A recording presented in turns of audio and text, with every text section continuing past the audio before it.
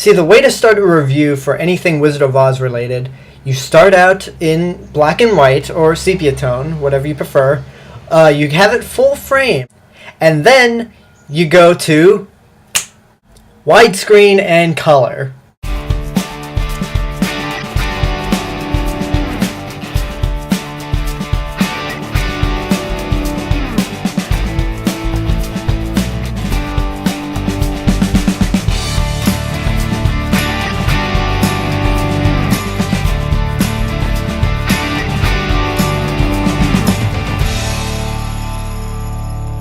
So if you really couldn't tell what the review is today just judging by that intro, today's review is of Oz the Great and Powerful. Now, Oz the Great and Powerful is basically the story of how the Great Wizard of Oz, Oscar Diggs, played by James Franco, came to be. He starts out as a con artist in the middle of Kansas until he gets sucked up by a tornado while in a hot air balloon and is transported to the magical world of Oz. He is greeted by the witch Theodora, played by Mila Kunis, and is told that he can bring order back to Oz and destroy the Wicked Witch. He is accompanied by a low-flying monkey who's dressed like a hotel worker from the 1930s, a small China girl, in the sense that it's the China material, not the China race, but whatever, and the good witch Glinda, played by Michelle Williams. Now, I gotta say, when I first saw ads for this movie, the only thing I could think of was Alice in Wonderland, the Tim Burton version. And that just so turned me off from actually going to see this movie. Because I remember seeing The Dark Knight Rises at midnight. That was the first time I actually saw this trailer. And some girl in back of me said, "Oh, I want to see that so bad." And in my mind, I was thinking, I don't know, this could be as bad as Alice in Wonderland, because they market this movie as from the producer of Alice in Wonderland.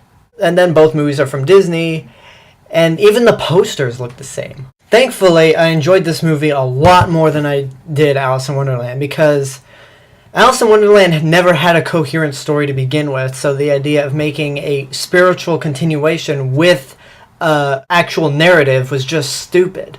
The original story of Oz, however, did have an actual story, beginning, middle, and end. So having a spiritual prequel does kind of make a little sense. It's more acceptable, I'll say that. Despite the number of times where James Franco looked stoned in this movie, yeah, I'm never going to let that go. He did a good job in the movie. I mean, he's worked with Sam Raimi, the director, before on the Spider-Man trilogy, and he does a good job. Although, given the fact that this is a Sam Raimi movie, I did miss Bruce Campbell's cameo. And your three main actresses who play the witches are really good also. Mila Kunis, Rachel Weisz, and Michelle Williams. And really, no one did a bad job in terms of acting.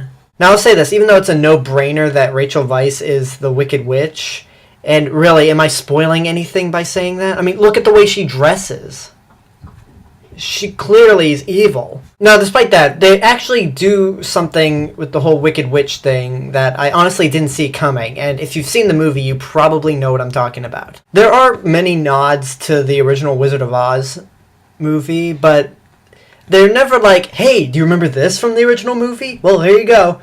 It's more like sort of setting up things that have already been established in the original movie. And one of my favorites is the whole parallel characters. The monkey, the China girl, and Glinda are all parallel characters of people that Oz knew back in Kansas. It's similar to how the Cowardly Lion, the Scarecrow, and the Tin Man are parallels of characters that Dorothy knew in the original Wizard of Oz. That's a homage that you really need to know Wizard of Oz in order to get. There are some issues with the movie, though. While for a lot of points the CG is really good and blends in wonderfully with the beautiful cinematography and really effective 3D, there are points where it just you look at it and you want to go, holy crap, what the fuck? It's just looks so bad at points. So bad to the point of it almost being a cartoon. Now, I may have said that no one really did a bad acting job. There's an actor who plays the Herald of Emerald City, who also played the black Indiana Jones midget from Disaster Movie. And all I gotta say is, he wasn't funny in Disaster Movie, he's not funny in this movie. Because he's there for comic relief, and I think maybe because I saw a disaster movie, I don't find him funny.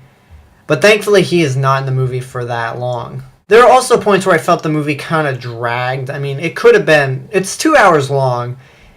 It could have been cut by maybe 10 or 15 minutes, but that's just me. Other than that, I thought most of the pacing was really good.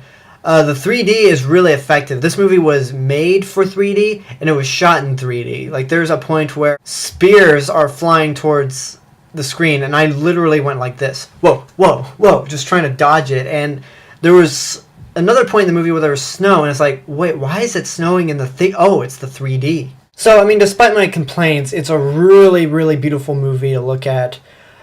It was a surprise for me, especially since this was the only thing I could think of when seeing those ads. And it's good. But it's not great.